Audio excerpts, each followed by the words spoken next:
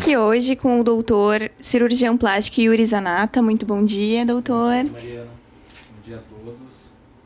Doutor, gostaria que você nos falasse um pouquinho sobre a sua trajetória, como começou a sua carreira. Eu sou médico formado pela Universidade de Caxias do Sul. Me formei em 2011. Realizei residência de cirurgia geral pela Fundação Hospital Geral, em Caxias do Sul também. E terminei minha formação em cirurgia plástica pelo Grupo Hospitalar Conceição Hospital Cristo Redentor aqui em Porto Alegre. Doutor, um dos procedimentos cirúrgicos mais famosos entre as mulheres é a prótese de mama, que também é conhecida como silicone. O senhor poderia nos explicar um pouquinho como é que funciona este procedimento? Sim. O implante de mama hoje é uma das cirurgias mais procuradas pelas pacientes no mundo inteiro. No mercado existem diferentes tipos de próteses, diferentes tamanhos, diferentes projeções, diferentes marcas. Isso acaba causando muita dúvida em relação de qual implante escolher. Quais os tipos de prótese que existem que são os mais comuns?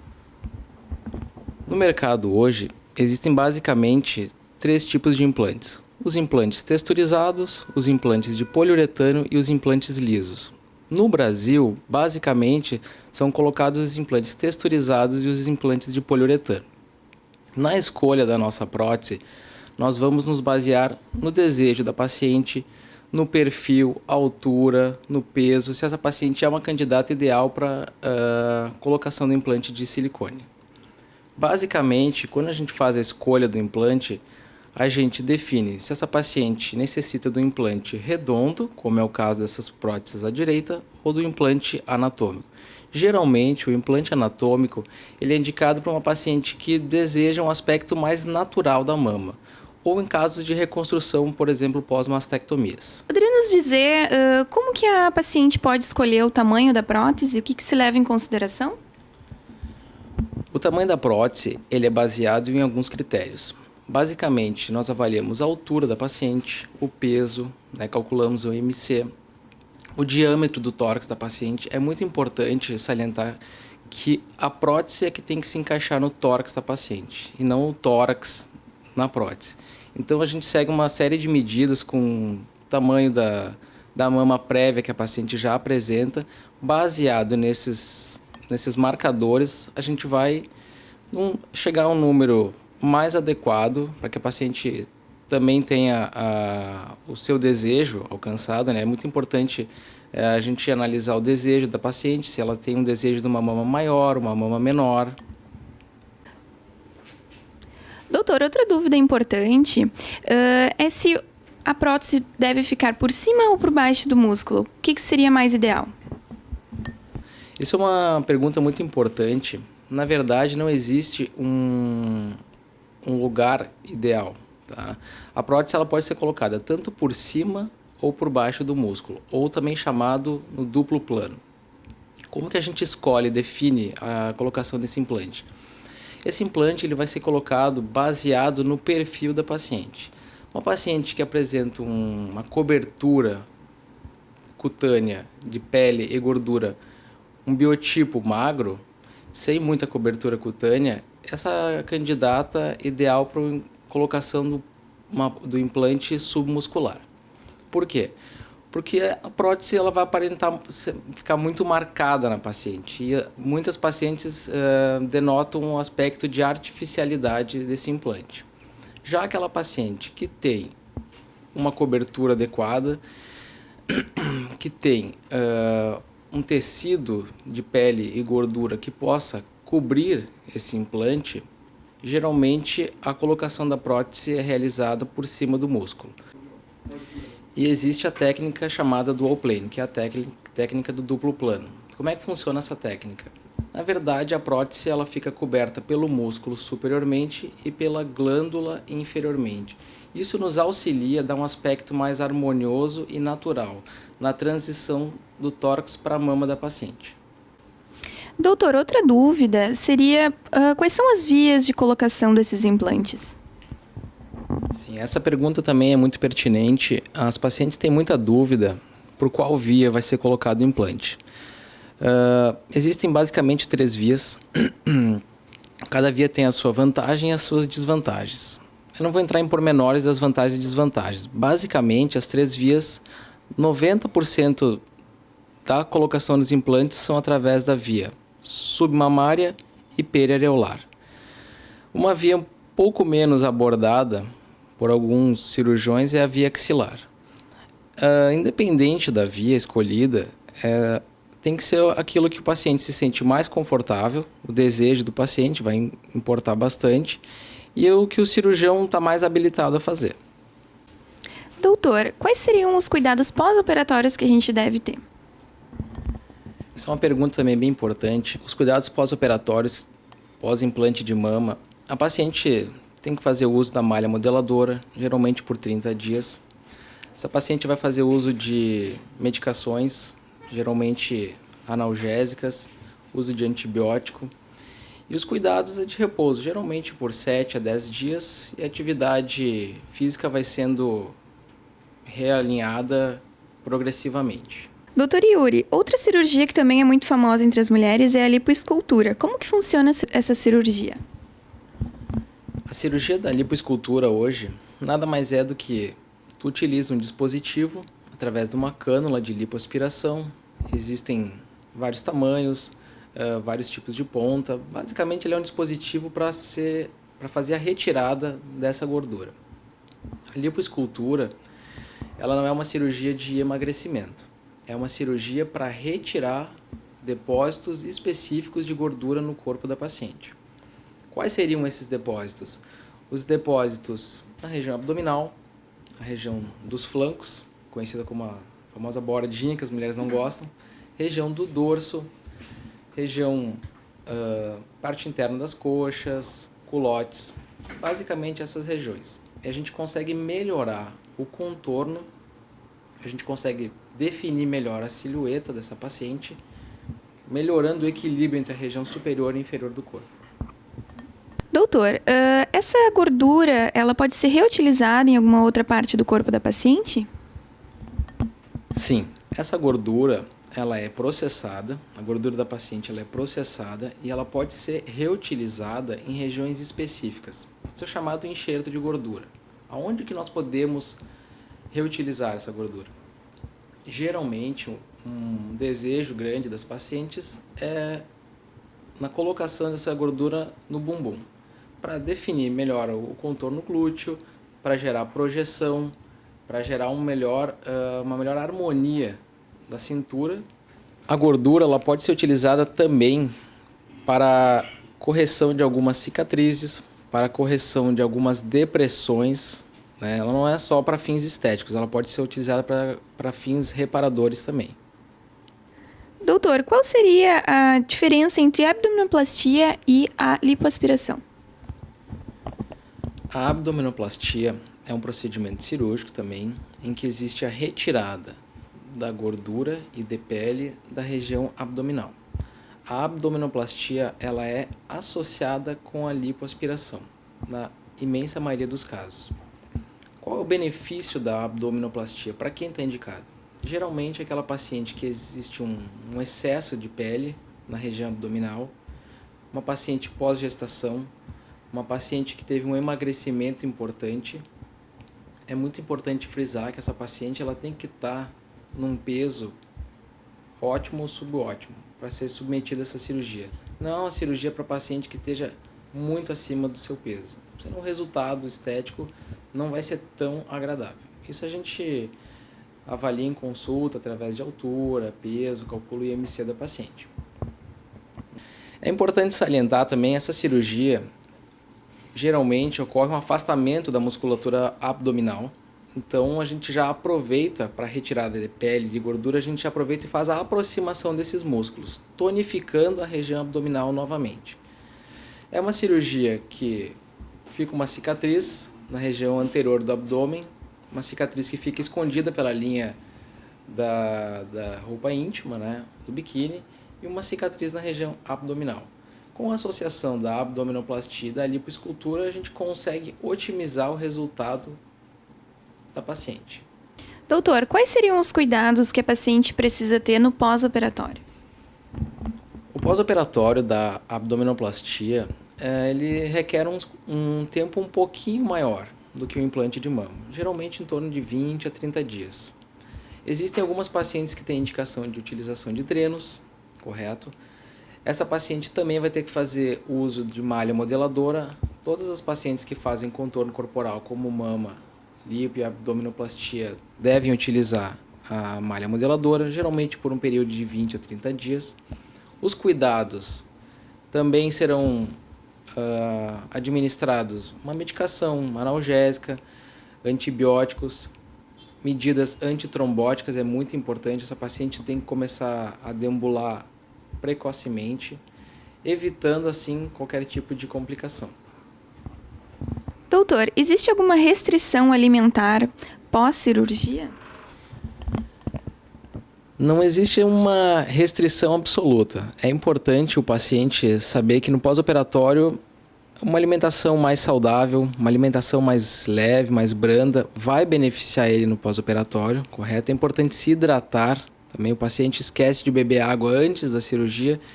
Se ele não for lembrado, ele vai continuar esquecendo. E os pacientes podem desidratar no pós-operatório. Uma cirurgia de lipoaspiração, em que a gente retira muito líquido do paciente, alguma quantidade de sangue também. Uma alimentação branda, uma alimentação mais saudável e não esquecer de se hidratar no pós-operatório. Atualmente as mulheres se preocupam com as correções faciais. Doutor, nos explica como é que funciona essa cirurgia nas pálpebras. A cirurgia da pálpebra, também chamada de blefaroplastia, ela é muito procurada hoje, principalmente por pacientes de meia idade que estão apresentando um excesso de pele e de bolsas. A paciente tem dificuldade para se maquiar, a paciente reclama que o olho fica inchado, principalmente pela manhã. Com o processo do envelhecimento, existe uma ptose, que é a queda, na verdade, uma deflação de pele e da região da sobrancelha, chamado supercílio. Com isso, a paciente vai ficando com um olhar cansado, um olhar de triste, muitas vezes prejudicando, inclusive, a visão. Doutor, e como é que é realizada essa cirurgia?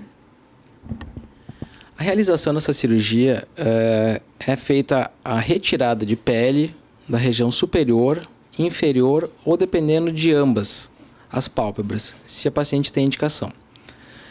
É retirada, se ou quando necessário, o excedente de bolsas, que é aquilo que provoca aquele olho, aquele aspecto protruído, aquele aspecto de olho inchado. É uma cirurgia que geralmente dura em torno de 1h30, mais ou menos. É um pós-operatório que o paciente faz a cirurgia de manhã, vai embora para casa. É uma cirurgia ambulatorial. Doutor, e quais seriam os benefícios para as pacientes sobre essa cirurgia? O benefício da cirurgia. Então, como eu comentei anteriormente, a paciente ela sente o olho pesado, um aspecto de cansado e de triste. A cirurgia de blefaroplastia, ela traz o rejuvenescimento da região óculo-palpebral, a região da periórbita. Essa cirurgia ela traz o rejuvenescimento da periórbita. Ela abre o olho, a paciente consegue novamente se maquiar. Ela não tem mais a necessidade de ficar puxando a região do supercílio, a região da sobrancelha para poder fazer esses movimentos. Tá.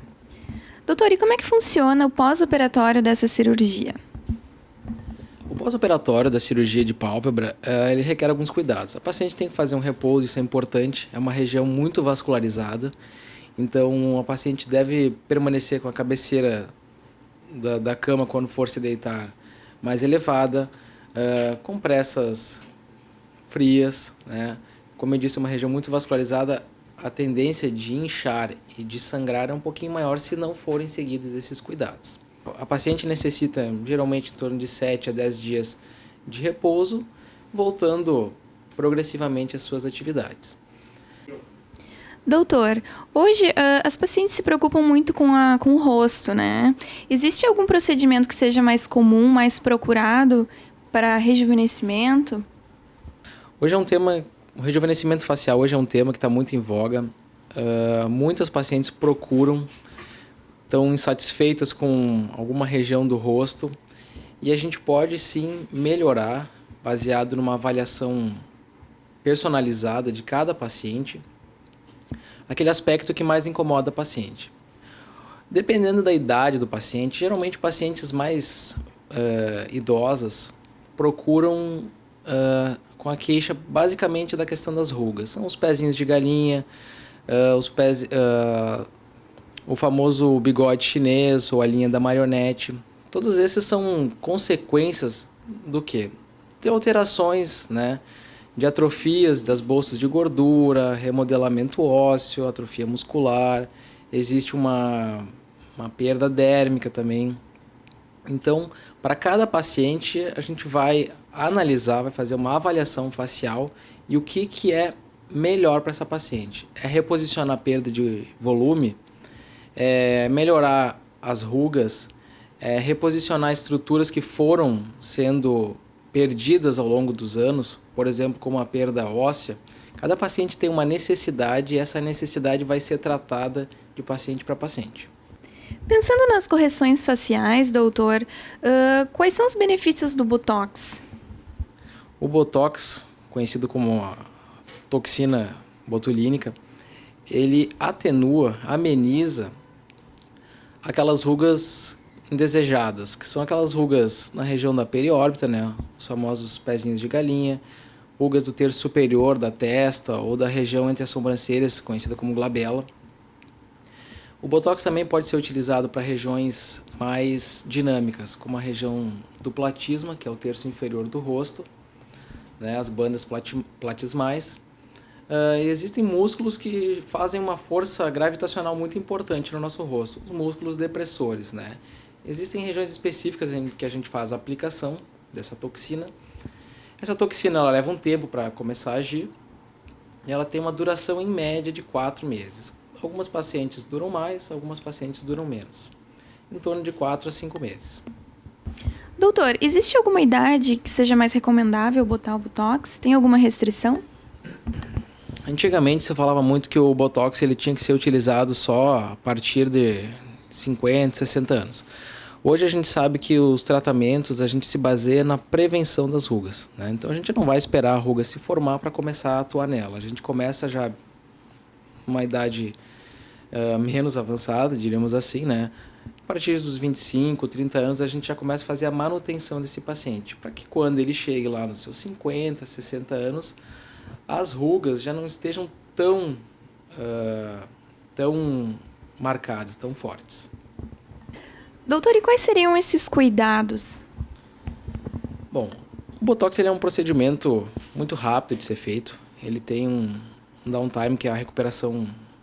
O paciente faz no consultório, os cuidados são de 3 a 4 horas para não esfregar, não baixar a cabeça, para que essa toxina, esse líquido, diríamos assim, não se disperse para músculos que a gente não deseja. Então, os cuidados são só nas primeiras 3, 4 horas. Como eu disse, esse Botox ele tem um tempo para começar a agir, não vai funcionar do dia para o outro, ele leva em torno de 10, 15 dias para começar a fazer o efeito dele. Os cuidados, então, são esses cuidados locais. Pode ficar alguma equimose, às vezes um hematomazinho pequeno, principalmente na região da periórbita. Uma maquiagem, um paciente mais sensível que precisa de um anti-inflamatório, alguma coisa assim, um analgésico, pode ser utilizado. No mais, é uma recuperação. A paciente faz o procedimento hoje e já pode trabalhar de tarde, vida normal. Doutor, como é que funcionam esses preenchedores? Os preenchedores, hoje a gente faz uma associação entre a toxina e os preenchedores, para ter um melhor resultado. Os preenchedores, existem os preenchedores permanentes, os semipermanentes e os absorvíveis. A grande maioria dos pacientes hoje que a gente utiliza são os preenchedores de ácido hialurônico. Como é que funciona esse preenchedor? Ele é um preenchedor que ele vai fazer o preenchimento, estimulando o colágeno no local, através de um efeito hidrofílico, ele puxa água, ele melhora então a qualidade de pele da paciente, ele hidrata a região localmente e a gente consegue, através dos preenchedores de ácido hialurônico, fazer o reposicionamento de algum volume perdido, principalmente na região malar, né, da bochecha, contorno de mandíbula, apagamento da região temporal, com o processo de envelhecimento. Então, os preenchedores eles estão no nosso arsenal para melhorar e para volumizar regiões que estão em déficit. Doutor, existe algum cuidado que a gente deve ter em relação aos preenchedores? Então, quais são os cuidados no pós-procedimento? É um procedimento também que a paciente faz, é um procedimento com downtime também rápido. O paciente faz o procedimento de manhã, pode ter sua atividade normal de tarde, geralmente a gente pede para que a paciente não realize atividade física no mesmo dia, certo? Pode ficar alguma equimose, algum roxeado na pele. O preenchedor, a paciente já sai do consultório com ele visível. Isso é importante destacar, tá? Ele vai ter um efeito também, um pico de atuação, ele vai ao longo dos dias se uniformizando com a pele, dando aquele aspecto mais natural. Em torno de 10, 15 dias, dependendo do preenchedor e dependendo da localização que a gente vai fazer a aplicação desse preenchedor. Doutor, estamos agora chegando nas considerações finais, entrevistamos o Dr. Yuri Zanata, né? Como é que faz para chegar até você, para fazer uma consulta, uma avaliação? Bom, primeiramente eu gostaria de agradecer pela oportunidade dessa entrevista. Eu gostaria de salientar que a primeira consulta é um dos momentos mais importantes, que é onde nós esclarecemos, é onde nós avaliamos os objetivos e as expectativas dessa paciente, referente à cirurgia. Então, sempre é importante ressaltar que a paciente não deve ficar com dúvidas, ela deve tirar todas com o cirurgião plástico no dia da consulta, no exame físico. E eu gostaria de convidá-los a conhecer a nossa clínica. Eu, a minha secretária e os meus colegas estamos à disposição de todos. Muito obrigado.